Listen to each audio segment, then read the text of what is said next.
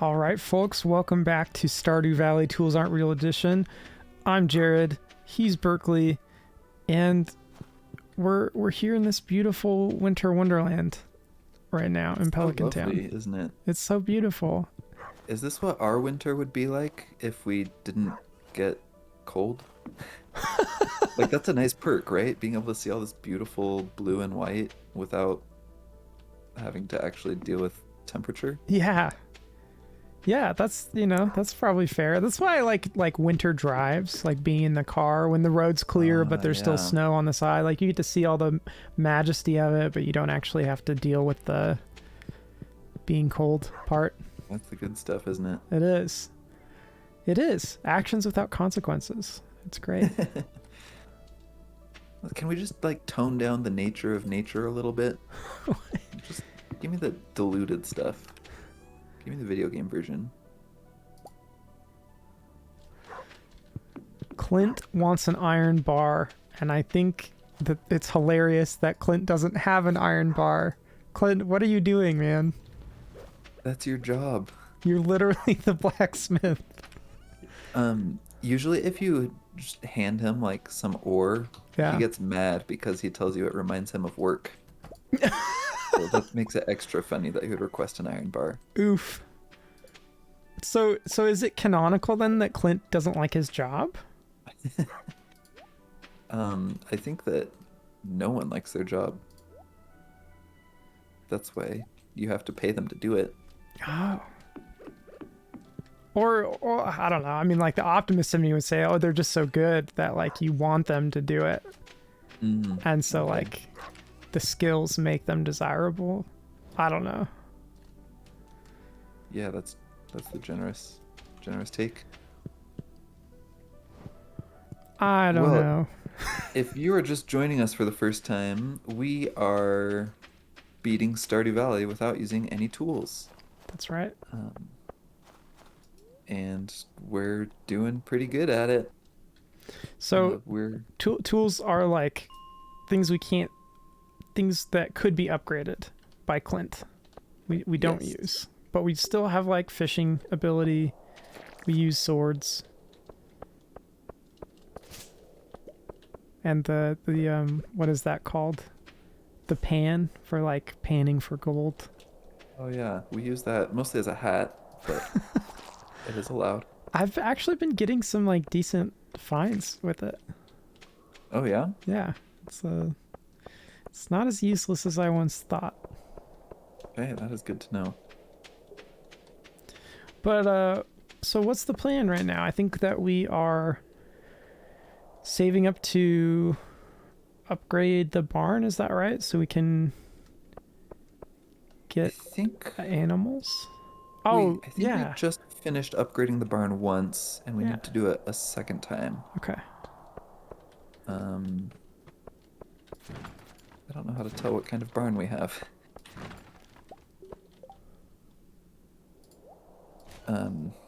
Yeah, upgrading the barn, I know this because I'm trying to do it in my other game that I'm playing in my personal time.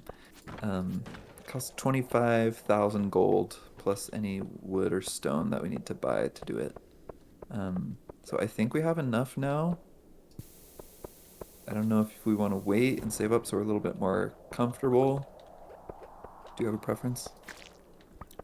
Let's go for broke, man. What are they Okay. gonna do? Kick us off our farm? Okay, sounds good. I will head up to Robin then. I pulled the iron out of the oh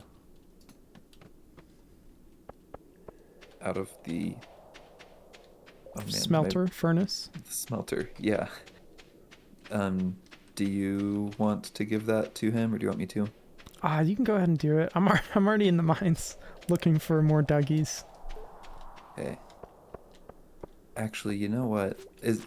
Was it a letter that you got asking for it? It was, yes. Okay. I haven't checked my mail, and so I don't have that quest yet Oh, when I open up my okay. quest log. So I'll let you do that some other time. Okay. And I will go find Robin. So now that I'm down in the mine, I think we talked last time about the fact that big bombs don't destroy trees faster than small bombs. So maybe my time would be better spent fishing to buy bomb resources so we can have a bunch rather than trying to up my mining capacity. Yeah, I think that makes sense to me. But also it's a game, so if fishing sounds miserable and mining sounds fun, then feel free to spend your time mining. I'm ice fishing. It's the it's the joy of the Midwest, I guess. I'm not from the Midwest, so that's just that's my assumption.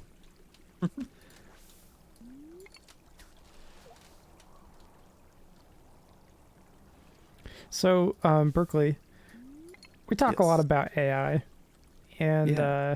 you mentioned before the stream that AI to make art is being used in questionable ways. So, do you want to tell us what that's about? Yeah, so if you didn't see the news, there was someone who submitted some AI generated art to an art competition.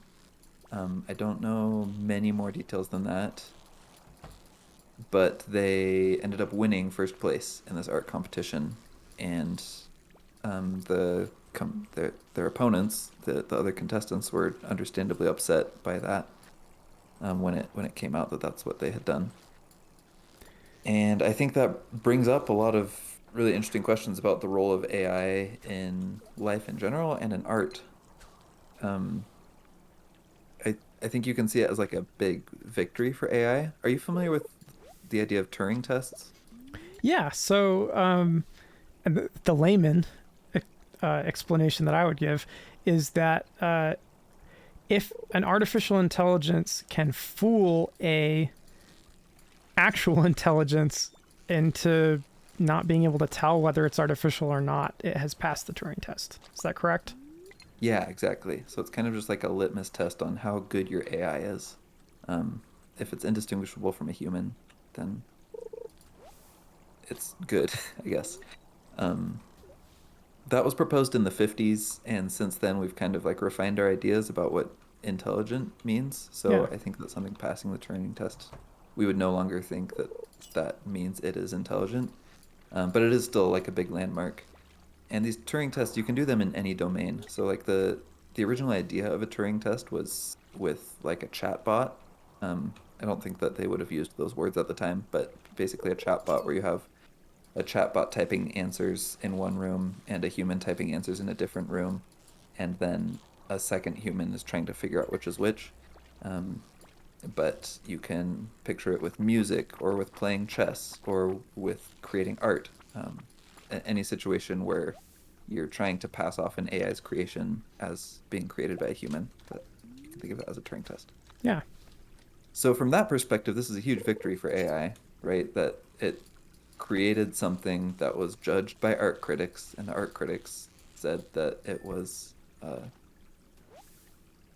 excellent. It was outstanding. It was better than what everyone else created. So can I add a quick caveat? The Yeah. so what I had heard about it, and I don't know if this is true, but I believe it was entered in the digital art category. So it didn't have to appear like it's physical art, if that makes sense. Like, Yeah. Yeah, that's a good point. so in some ways that lowers the bar, not to mitigate the impressiveness, but like it in digital art, it's very difficult to make things look lifelike. Uh-huh. Maybe I just never got good enough. But at the same time, like if you're competing against other people who are skilled enough to enter a contest, that's the bar, and it achieved that. So Yeah. it's not like it's gonna go out and like, you know, steal, Picasso's job immediately, but it's getting there. It's getting closer. Yeah, and you know more about art and especially digital art than I do, but I don't think it's fair to say that digital art is easier than other types of art. Agree. I Yeah. think it's just a domain that computers are more suited to passing as human, Yeah. For now. um, for now. Yeah. So that's like the positive spin on it is how cool that AI tricked humans, because now we have really good art generating AI. The other side of things, though, is like how that's really unfair to all of the other contestants to this art competition. Um, and you can think of analogous questions about like what if an AI becomes better at my job than I am, or what if an AI becomes more interesting on social media than I am? What if all of us end up following AI bots on Twitter instead of other humans? Um, I think there's a lot of places where this can get really disturbing really fast, and even in this art competition, that is quite disturbing. Can we talk about that briefly? The Yeah. idea of so so social media is interesting because there's a lot of reasons why people use social media, but it's hard for me to imagine a world where an AI is more interesting. Thanks, Harvey. An AI is more interesting than a person to follow on social media. Like, what are they better conversationalists? Like, what is it that I'm getting out of that exchange? Because for me, most of my social media is like content that's going to teach me something, content that's going to make me laugh, or, it's like friends and family. And I don't do a lot of posting myself on social media, but I'm more of a lurker. But one of the reasons that I love Reddit, for example, is that there's always things to learn because there's such it's not about who you are as people, it's about the world and all sorts of different little niche things about the world. So it's, I could see AI getting good at finding those things. We're already doing that, right? We have algorithms that analyze what you like and promote it to you. And then maybe at some point, what you're saying is that they could generate that content instead of just promoting pre-existing content. They could generate that content for you. Is that right? Yeah, I can imagine a future where that's true. Even just with like spreading content though, like imagine that there's some news site that you find and you find a really interesting article and you know of a subreddit where people would be interested in that and you go to post it, but it has already been posted by a bot that just reposts every article from that news site to that subreddit. So you're obsolete. Why would you ever share anything when you're going to be beaten to the punch every time? Yeah. And Okay. in a social networking site, most people are assuming that they're talking to people most of the time. Um, so is that fair to the other people that could be posting that same content? Is it fair to the people that are upvoting that and commenting on it and engaging in a meaningful conversation on that post that wasn't even made by a human? Um, I think there's so the social media example is kind of a throwaway example, but I think there's lots of areas in life where we would be upset to find that AI was filling the role that we imagined humans would be filling. Yeah, I mean, imagine like this probably exists already. I don't know, but like Twitch streamers that are AI and not people, but they're as entertaining and capable of human interaction that you're outcompeted. That's fascinating.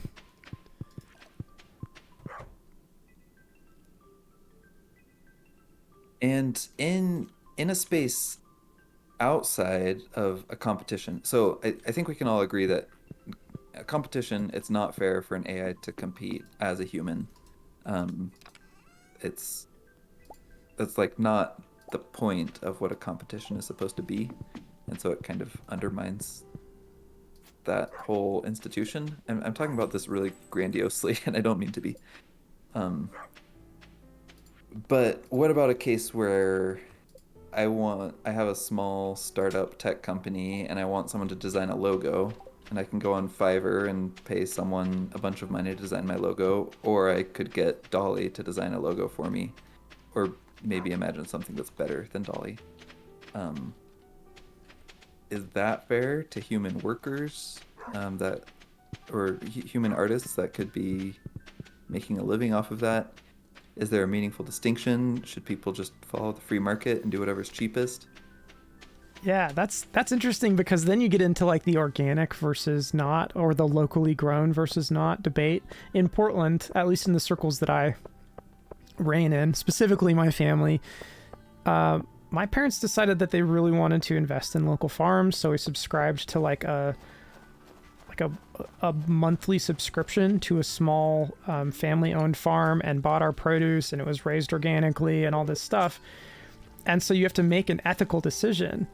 But I would argue that most people probably don't do that. Like my parents are probably outliers, but like a future where human versus AI discrimination is like a moral question, and you have people on both sides, like the Walmart of logo design would be Dolly or whatever. That's interesting. Yeah.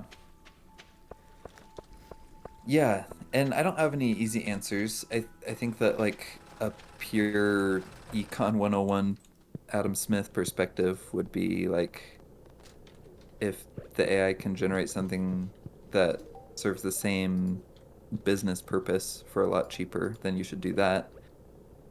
But I think there's like a negative externality to that, where people don't want to live in a world where most art is created by AI. And so then what do you do? Like if it's cheaper for me to do one thing, but I don't want to live in a world where everyone's doing that thing. Yeah. What's my obligation? What's my opportunity? Personally, my take is that I enjoy knowing about creators and artists, and I feel a connection with them. Like if there's a song I like, I enjoy figuring out, like listening to interviews with the artist and figuring out what their motivation was or what the context around it was. Mm-hmm. And with an AI, you don't get that, because their context was they listened to a million other songs and figured out what makes a good song. So that's interesting, because you could argue that that the human artist did that also, but they've attached meaning to their experiences. And if you had enough interviews, you could train an AI to do that too, right? Oh shoot, I don't want to think about that. Okay. That is true though. I had a professor in grad school who he oversaw some students that created a AI that it would take a picture of you and then create how did it work? It would create like a painting of you in some style that it chose, and then it would write a little blurb about why it chose that style and the ways that it emulated that style. That was kind of freaky, and really backs up that point you just made. So now I'm just gonna have to have an existential crisis. Oh no. But I do think there's something valuable about like the human connection and the context around art. Yeah. Yeah. And so I think that there will always be a role and value in human-generated art as opposed to AI-generated art.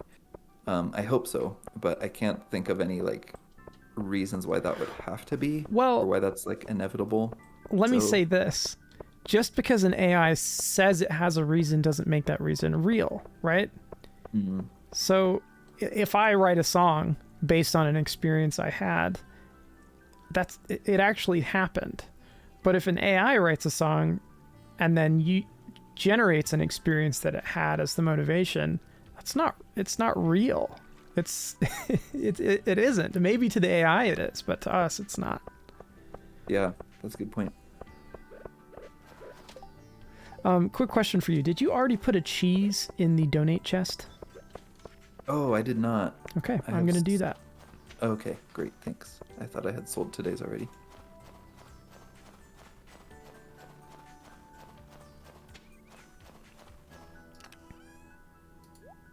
Okay, well that was kind of heavy. Should we lighten it up?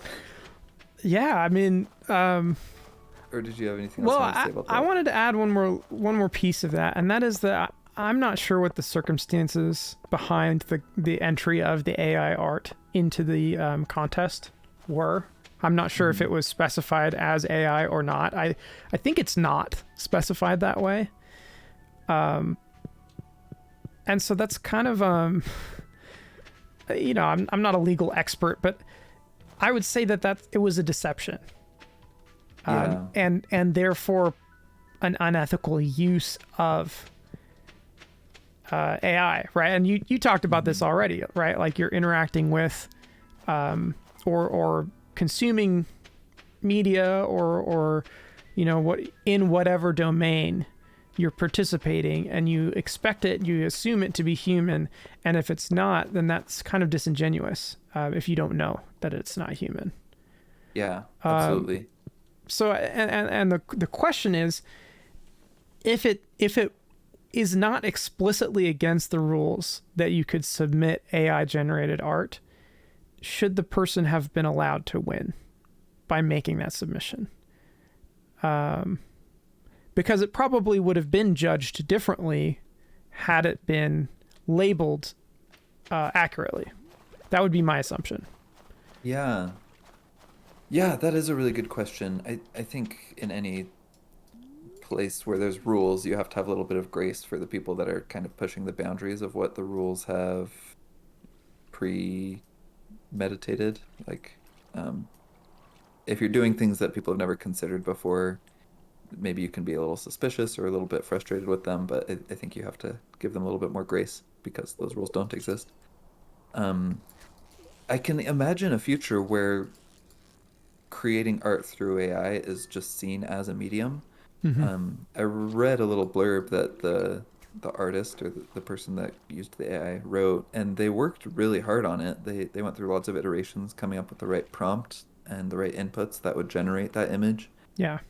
So I could see like a new category of art emerging where it's in AI, I would call it co-creative, where like a human and an AI are working together to make something, and the AI is like Adobe Illustrator or is like your paintbrush and canvas. Like it's just seen as a tool or an extension. Yeah. Um, and I think there's a real legitimate and exciting future there. Um, but in this context where it was an art contest, I feel like that is unethical to do what this person did. I'm not very mad at them. They seemed like they were genuinely excited, and I think they did accomplish something interesting. Mm-hmm. Unfortunately, at the expense of their of the other contestants. Yeah. And that was like a county fair, right? So it's not high stakes necessarily. Mm-hmm. You know, as far as pushing the boundary goes, it's not a bad place to do it because what are you really losing, right? It's not like you took away somebody's chance to win a scholarship or something. Hopefully not. Hopefully not. Yeah. But go ahead. Megan in the chat has said that some author friends of hers used AI to make inspiration art for their books or concept art. It's Oh cool to see yeah. it used that way. Yeah, I think that's another role of AI art. Yeah, to use it to complement other artistic endeavors, or even to like use it um, as like brainstorming or prototyping the thing that you want to create. Thanks for sharing that, Megan. That's cool. So I'd like to just revisit the idea of AI becoming the paintbrush. Mm-hmm. Because when you learn to paint, whether it's digital or physical, you're learning about mixing colors, you're learning about design elements, motor control. When you, at least the way that we currently interface with AI, like you're giving it a written prompt using whatever language you speak, English, we'll say for this example. When you learn to paint, you're learning a lot of these things about how to create yourself, right? And you're using your imagination in a way. But when you are interfacing with an AI, you're learning to manipulate a mathematical model. And you're not necessarily learning stroke technique or that sort of thing. And that's a really weird idea to me, because if that becomes the way that people create art, you might like lose the ability to do some of the art that we do today. Like, people will stop being capable because they just don't have the knowledge and the tools. And that's a big assumption. I recognize that. But it feels weird to me to be manipulating a mathematical model to produce something, but it's not, it's like, it's very, I would imagine it's difficult to make clear distinctions about how to achieve an end result. And if you do, like, once you have figured it out, you've reinforced that. So now, you're no longer interacting with the AI on your terms. You're interacting with it on its terms, in a way. Yeah. I don't know if that's a value add to this conversation, but that's just a fascinating idea to me.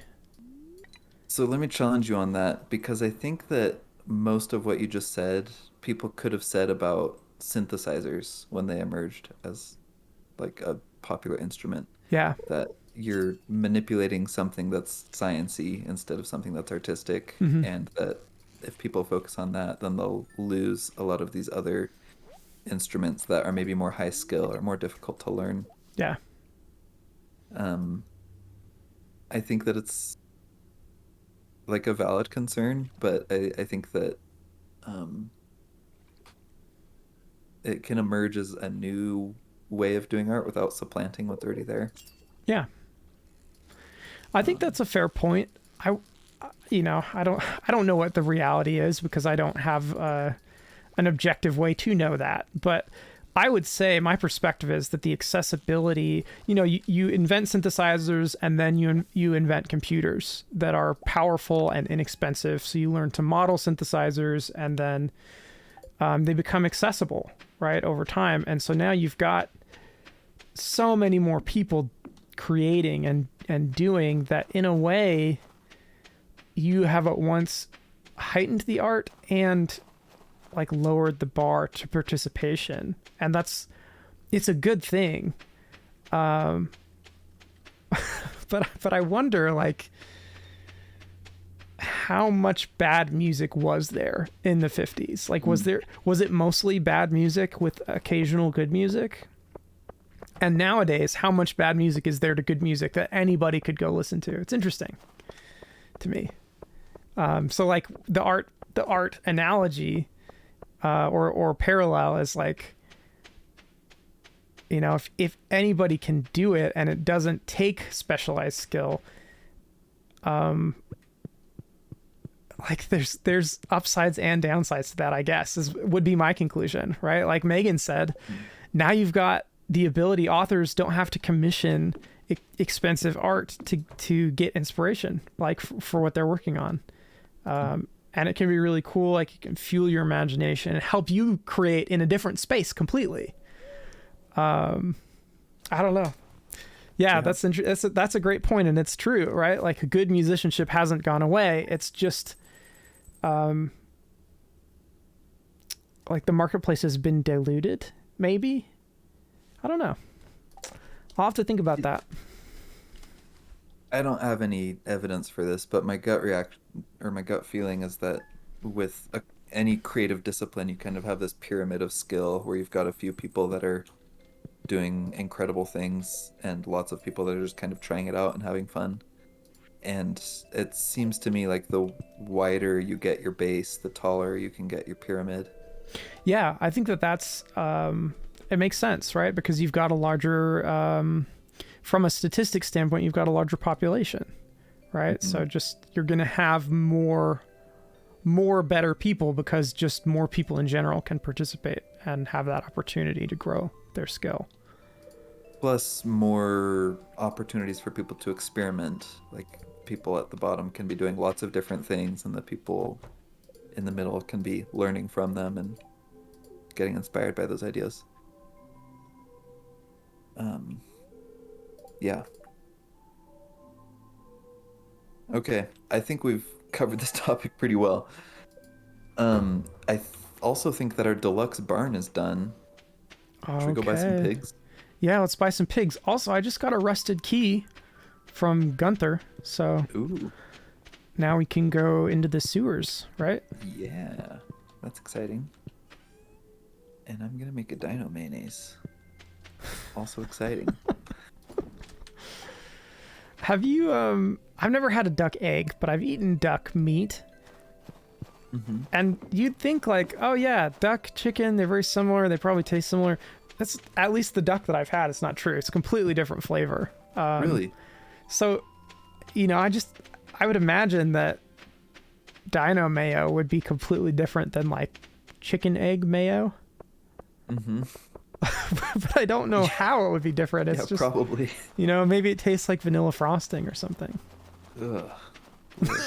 It sounds gross because it's Sounds the mayonnaise, but worst. if that's the way it was, it would be normal, right? I don't think there's any world where eating dinosaur mayonnaise is normal. Both because of, well, mostly because of the dinosaur. I don't remember what we should be naming our pigs. I think we had a different naming scheme for our barn than our coop. I don't remember either. What if we name them after Doctor Who characters? Love that. Oh, we can only afford one because pigs are heckin' expensive. That's okay. Um, who do you want? The Doctor, of course. Hey.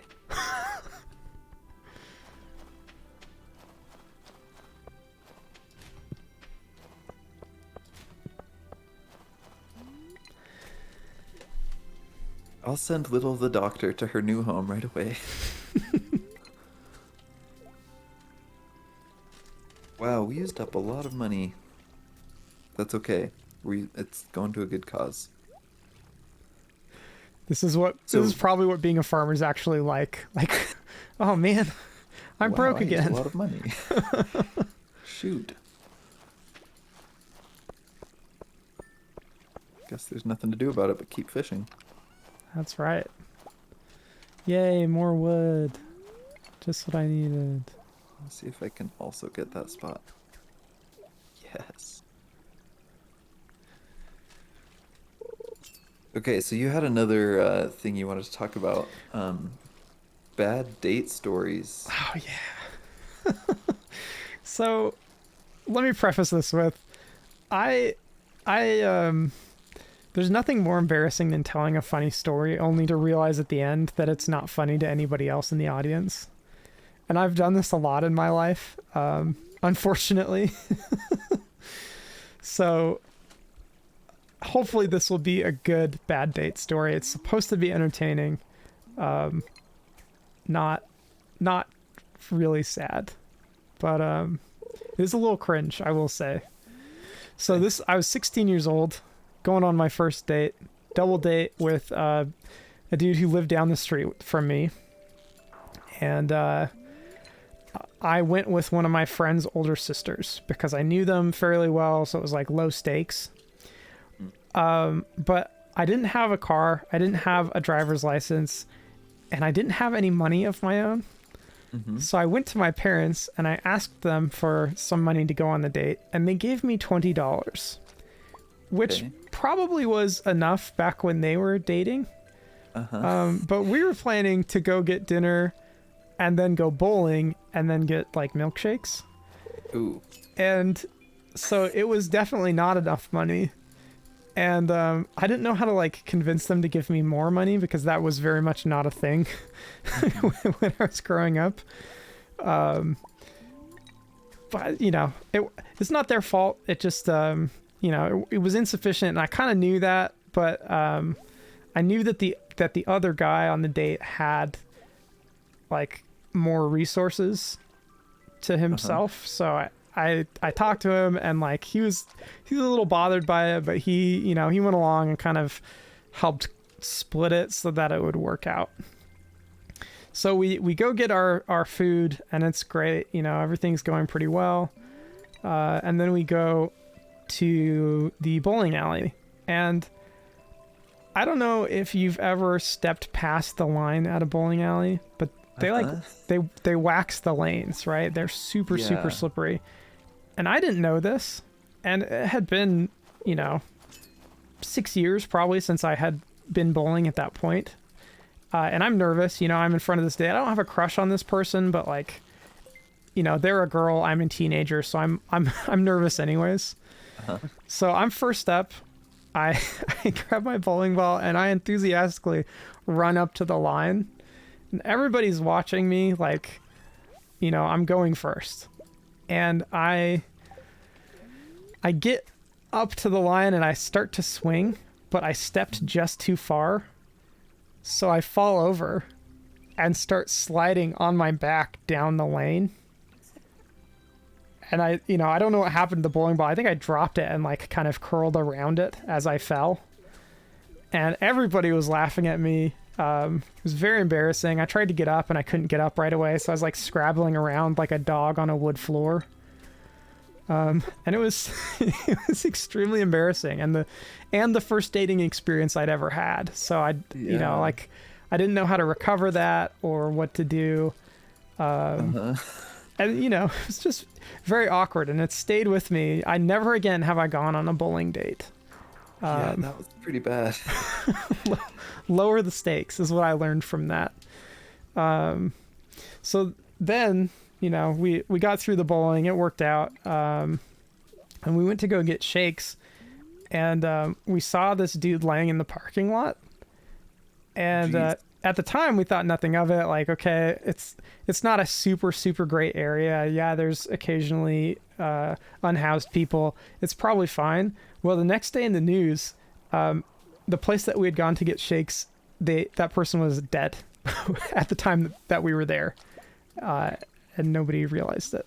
So memorable Oh for my another gosh. reason. Holy cow, Jared. That's a lot.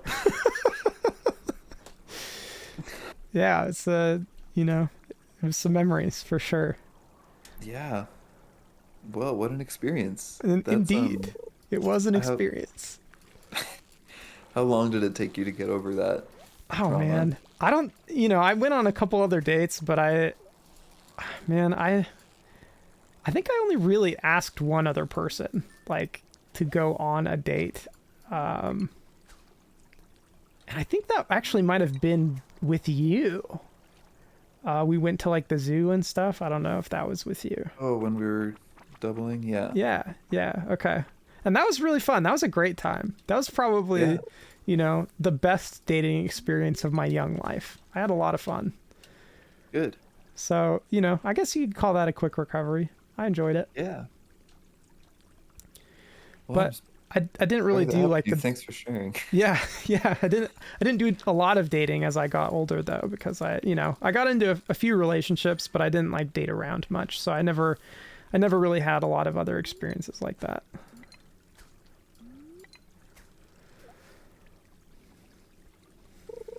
Yeah, I just got a chest with 3 really good things in it, so I'm having to throw stuff away. I can pick up things if you need. I've got lots of No, I'm space. good. Okay. I had some trash to toss, so Okay. I'm good. Is there an event happening today? I think I think there's something at the beach right now. Okay. I'm gonna go down there and look at what it is. Okay, I will come with because I don't think you can go without me. I can. I'm here. Oh, really? There's just a bunch of seagulls. Okay. That's it. Flock Yep. of Seagulls is playing. And they all dressed up as actual seagulls. So did you have any funny bad date stories or Jeez, not after that.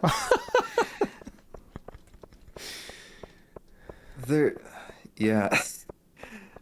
I really don't have anything that's nearly that funny or as shocking as that one ended. Let me check my inventory real fast while I try to think of a good story. oh Um, no pressure.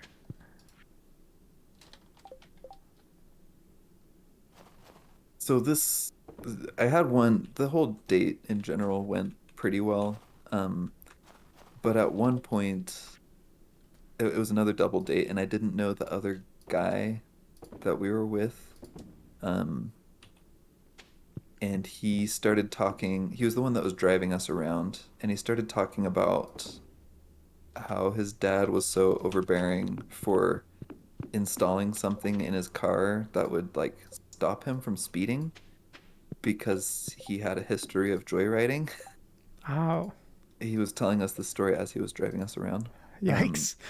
and then he pulled into a parking lot and just started doing donuts, like very loud, fast, aggressive ones. That's extremely awkward. I would feel very, very powerless in that situation. Like, Yeah. And I was an anxious little teenager that felt powerless all the time in every circumstance. Oh, I forgot to mention, I got a second Neptune's glaive, and I put it in this chest here if it's cool. stronger than your current sword. It is not. Okay. Um, so that was a little bit unnerving. Um, Megan wants me to tell the story of my first kiss, which is very embarrassing. Um, so that was when I was 20 years old. That's the first part that was embarrassing about it.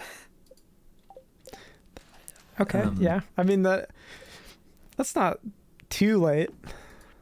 yeah, yeah. Um, so I went on this date with this girl, and the whole date was it was fun. It was long. Well, there was a lot that was awkward. Let me lead into this story. So I had recently gotten really into sushi, but I knew that a lot of people didn't like sushi, so I wanted to ask her to go get sushi for dinner with me. But I like made sure first that she liked sushi. I like That's asked and clarified quality. it. That's a quality choice. Um, Here's the thing. She said she liked it, and she was lying. Oh, So we got to the restaurant and got our food, and she just looked so nauseated. Um, so that was the first strike. Second strike is we went to this art museum and we went to the gift shop, and she picked out something pretty expensive. And in hindsight, I definitely should have offered to pay for it, but I didn't. And so, like, the whole time we were in line going up to the cash register at this gift shop, um, we were both like awkwardly half reaching for our wallets. And oh no. then I think she was pretty disappointed when I didn't pay. Um, Can I just interject real quick? yeah. I would absolutely not have paid for that because it's not like I didn't make you get a souvenir. I didn't take you to a place that just has souvenirs, right? Like that wasn't the point of the date was to get souvenirs, right? Yeah, that's fair. And I I would bought her say you're in sushi. the Come clear for on. that, but Okay. Cool. Thanks for that. Yeah, maybe I needed to revisit that memory. Um, okay, so that was the second strike. The third strike was went, I took her to this park with like a really beautiful view. We actually went there together once. Um, I don't remember the name. It's like Council Rock Hill.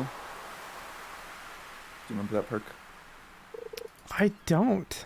Is this Oregon? Yeah, it's like overlooking Portland. Oh yeah, Um, no, okay, yeah, I do remember that. okay, Yeah, that super nice was view, right? yeah, it is. It's really beautiful, especially as the sun starts to go down because you can see all the lights of the city and everything. Yeah. Yeah, so we went there at night when it was getting dark, expecting this lovely view and a lovely time. Um, but it was raining. So we tried to enjoy it, but we were cold and wet. So that didn't last long. Yeah. So that was strike three. Then she was trying to meet me halfway. Hmm. She invited me to go watch a movie at her house, and we did. And afterwards, um, we tried to kiss. Turns out I was bad at it, and she told me that. Oh no. To your face, just immediately after. Yeah, we were trying to kiss, and she was like, you're pretty new at this, aren't you? And then we tried That's some rough. more, and she was like, so there's like a rhythm to it. And that was the best advice she could give. And then we tried one more time, and that was it. And then she walked me very coolly and quietly to my car. Did you And I talk don't again think I after ever saw that, her or that again. was it? We texted a little bit after that, but we both moved to different cities shortly after. Okay. Yeah, not great. Did you like plan on kissing her? Like, was that the plan? No, I did Okay. not have any moves. It hadn't occurred to me that that was something a person could do. Yeah, no, that's fair. Especially, if you've never done it before, like how do you get to that point and how do you know when the time is right? Yeah, like I should have known she invited me to go watch a movie in her basement. Like that should have been a sign that that's what we were going to do. But Yeah. I didn't know how to read signs. Well, it's not your fault, Berkeley. It's okay. Yeah, thank you.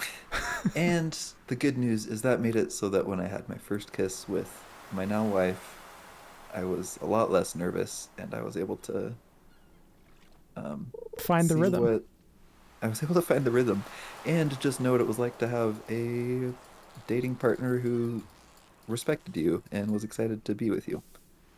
Um, that girl did a lot to try to meet me halfway on that date, but by the end of it, she was pretty clearly disgusted with me. Mm-hmm.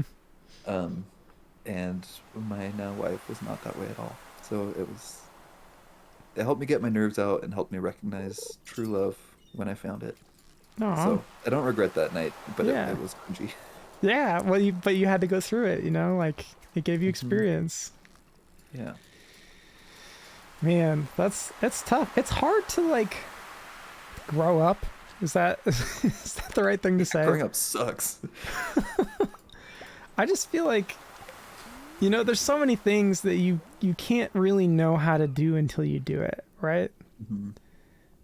For me, and this is a big self-out, and I feel a lot of shame about this. I did not start regularly driving until last year because it's always terrified me. Like I'm afraid of hurting other people, and like being in a situation where I don't control whether that happens or not frightens me. Like you can be a really really good driver and you still might end up in an accident because you can't control other people, which is this is fairly unhealthy outlook on life, I feel like. But then I started doing it, and like I've gotten to the point where I'm able to drive pretty comfortably. I haven't gone into a big city driving yet because I live in a small town. It's 30,000 people maximum, but we've got traffic lights, we've got highways and stuff, so I'm fairly comfortable with that, and I'm doing better. But like I was paralyzed with fear for so much of my life about that, and other stuff like who what did I want to do? Did I want to go to school? All that, all those decisions. And I've just kind of gradually learned that like you don't have control and you can't reasonably expect to have control. All you can do is go and do it and then see what happens and take every day one day at a time. And that sounds super cliche, but it changed my life. Yeah. Yeah. Thanks for sharing that. I think there's a lot of wisdom in that. It is so easy to be, um, like, there's a reason we call it paralyzing fear because it's so hard to make decisions to like deliberately step out of your comfort zone and into the unknown. Yeah. It's not something that humans really evolved well to do, but it's important. And letting go of that idea of that need for control is hard but important. Um, I just want to say that I have gotten 4 diamonds from treasure chests on Wow. this stream. That's kind of insane. That's I think that the is water insane. gods want us to buy more pigs. Diamonds before swine, right? That's right. Is that what that phrase means? Uh You need your Before you pearls get the before you can swine. get swines. Yeah, that's true. Swines. I just said swines. Swines. I was maybe too tired to stream today. But here we are doing it. You're taking it one stream at a time, Berkeley. Hmm. You just donated a rare disc to the museum. What Yeah. did that look like? It looked like a record with little dots on it, like a vinyl record with Hmm. little red dots on it. I wonder if that was inspired by Minecraft, because there's like music discs in that game, right? Yeah. Like rare collectibles. Yeah, that's probably a fair assumption. Or possibly inspired by real life, where we have real life discs that play real life music. No, no, I don't think so. Wrong.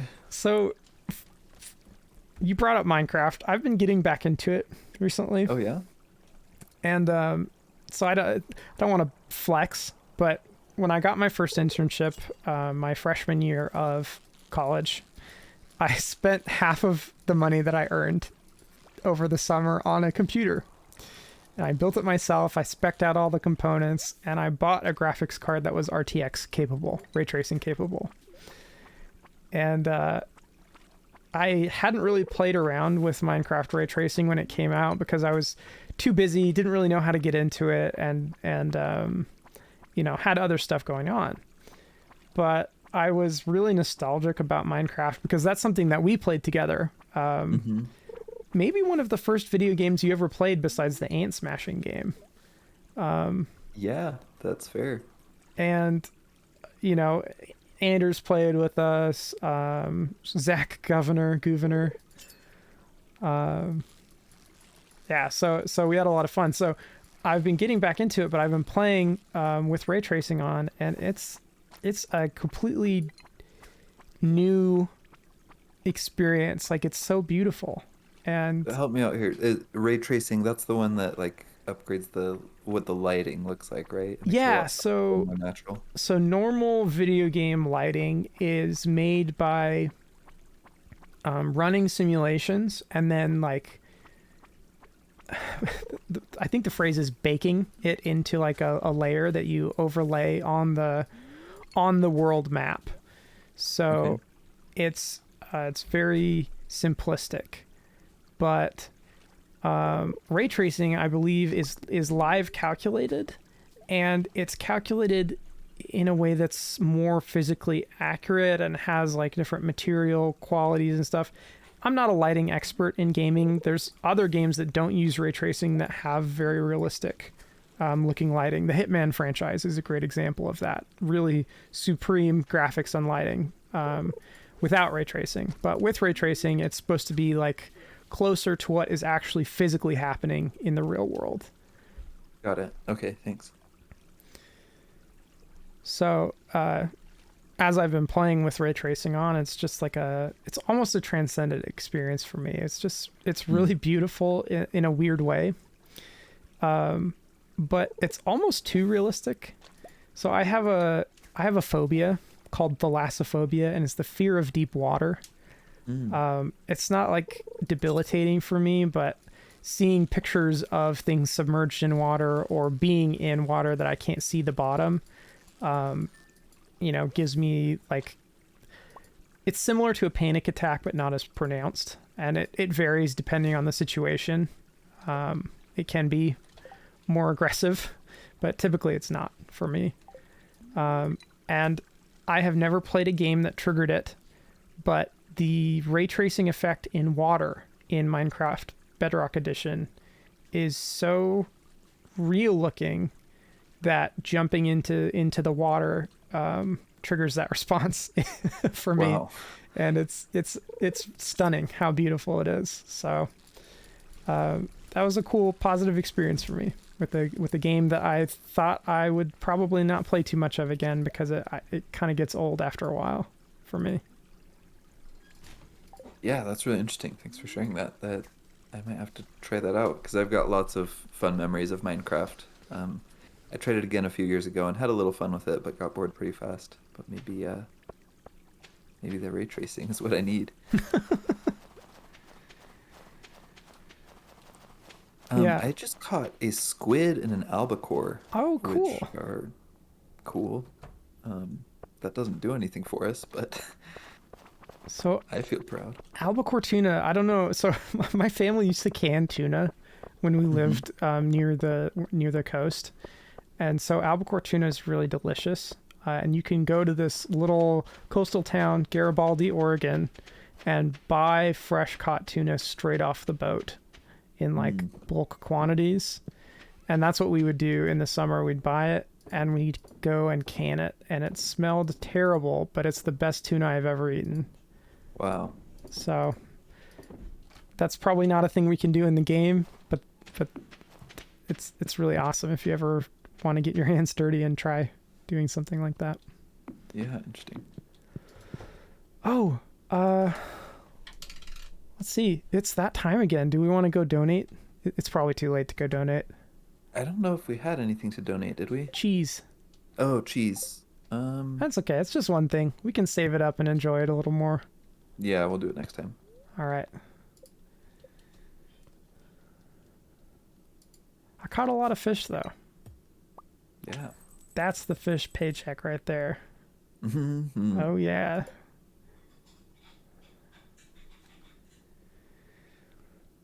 Nice. Okay, well, thank you everyone for joining us. Sorry we didn't donate anything this time. We've got a pig and we got that cheese, so we're making slow progress. Once spring rolls around, we'll be able to plant a lot more crops, and I think that'll have us be speeding up again. And then after we get the crops, in year 2, there's just like miscellaneous items left for the community center. Yeah. Did we miss the market for the snow yam? So, oh yeah, so let's talk about snow yams. They're, I posted this on Instagram, but if you didn't see it, we confirmed that you are able to get snow yams from winter seeds, and once we do that, we'll be able to just pick them up off the ground. It'll be hard to get winter seeds, but there are ways. There's a type of forageable item that you can put in a seed maker that will give you winter seeds, so we should make sure we stock up on a few of those. And you can also buy winter seeds from the traveling cart. So if we happen to see winter seeds in the traveling cart before we see snow yams, we should definitely grab those. Awesome. We also should have checked the traveling cart on Friday. Oops. Whoops. We were busy fishing and talking about our worst dates. So Yep. there you go. Sorry. Well, thanks for hanging out with us. Thanks for talking about cool things with us. I've been Jared. He's been Berkeley. And we are Stardew Valley Tools Aren't Real Edition. Berkeley, where can they find us? You can find us on Instagram at svtear, maybe sv.tear. We've got a link tree in the description if you're watching this on YouTube, or in our About page if you're watching this on Twitch. So you can go to that link tree and follow us on all 3 of those platforms, Twitch, YouTube, and Instagram. We've also got a link there to our podcast if you want more Jared and Berkeley content. We're in a D&D podcast with a few other of our friends. So come hang out with us. Get updates on the cool stuff we're doing. There's a giveaway in the pipes at some point. Yes. $15 Steam gift card. You could buy Stardew Valley or something else if you wanted to. Yeah, follow us on Instagram if you want to stay up to date on that. Yep. All right. Bye-bye. Bye.